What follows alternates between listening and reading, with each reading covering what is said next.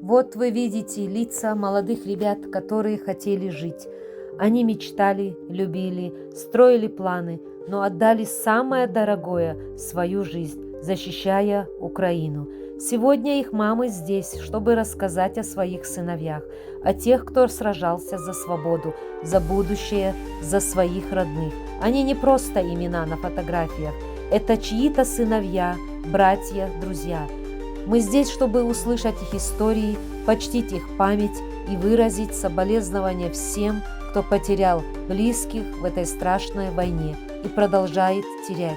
Украина борется, и мы помним каждого, кто отдал за нее свою жизнь.